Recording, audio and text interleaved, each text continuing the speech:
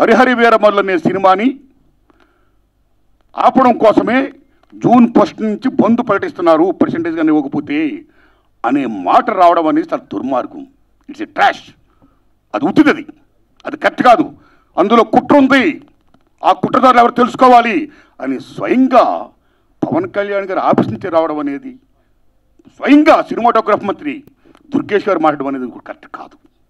ఎందుకంటే మిత్రులారా, producer council కానీ ఫిల్మ్ ఛాంబర్ కానీ అది సినిమా పరిశ్రమ పాలనా సంస్థలు, ఆ 2 సంస్థలు కూడా బంద్ ప్రకటిస్తామని ఇప్పుడు చెప్పలా. డిసిషన్స్ ఆర్ గోయింగ్ ఆన్ అని చెప్పారు. దట్ ఇంకో విషయం చెప్తున్నా మీకు, బంద్ అనేది ప్రజాస్వామ్యంలో ఒక బ్రహ్మాస్త్రం. ఎవరైనా బంద్ ప్రకటించే ముందు సినిమా ఇండస్ట్రీలో అకార్డింగ్ టు నామ్స్ 3 వారాల ముందుగా తెలియపరచాలి. ఇదిగో పలానా ఇష్యూ మీద మేము ఫైట్ చేస్తున్నాం, అది ఇంకా కొలిక్కి రాలేదు కాబట్టి మేము బంద్ ప్రకటించబోతున్నాం అనే విషయాన్ని నిర్మాతలకు 3 వారాల ముందు తెలియపరచాలి. This is norms, it's a preamble.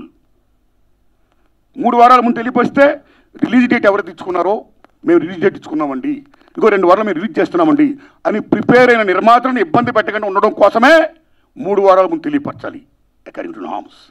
So June 1 bandh ప్రకటిస్తే ఒకవేళ జూన్ 12 అంటే 2 వారాలు కూడా కాదు కదా. ఏ రకంగా మీకు హరిహర వీరమల్లుకి అది వర్తింపు చేస్తుందండి? అది కరెక్ట్ కాదు. పవన్ కళ్యాణ్ గారి మీద ఎవరైనా కుట్ర పంటారు.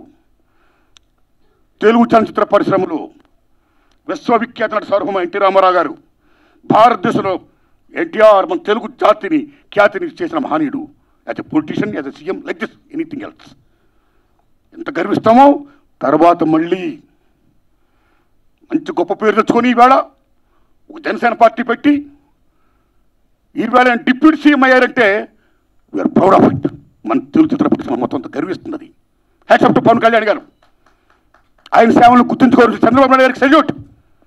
మేము పవన్ కళ్యాణ్ గారిని ఏ రకంగా దుర్మానం కాం, కానీ పవన్ కళ్యాణ్ గారు ఆఫీస్ ఆ రకంగా కరెక్ట్ కాదు రావడం. ఓకే, వచ్చిందనుకోండి, ఇష్యూ వస్తే మహాత్మా గాంధీ ఏమన్నాడు? ప్రపంచ యుద్ధాలను కూడా చర్చల ద్వారా ఆపొచ్చన్నాడు ఆయన. ఒక సీఎం, ఒక డిప్యూటీ సీఎంగా మీరు అక్కడ సీఎం చంద్రబాబు నాయుడు గారితో మాట్లాడి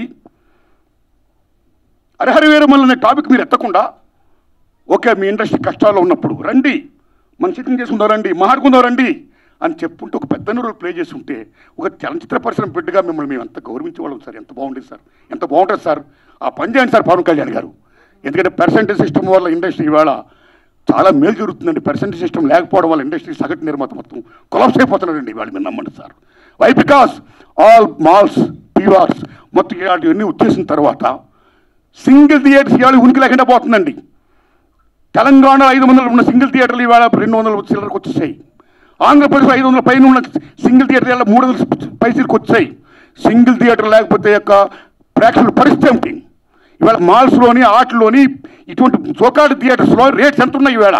ఎంత పీపచ్చమైన రేట్స్.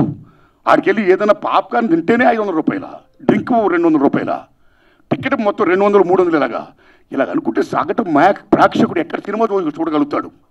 ఏ రకంగా వెళ్ళగలుగుతాడు? ఇవాళ భారతదేశంలో సినిమా పరిశ్రమ అనేది సామాన్యుడికి వినోదం. అలాంటి వినోదాన్ని సగటు మనిషికి దూరం చేస్తుంది ఇవాళ బికాస్ ఆఫ్ దీస్ పాలసీస్.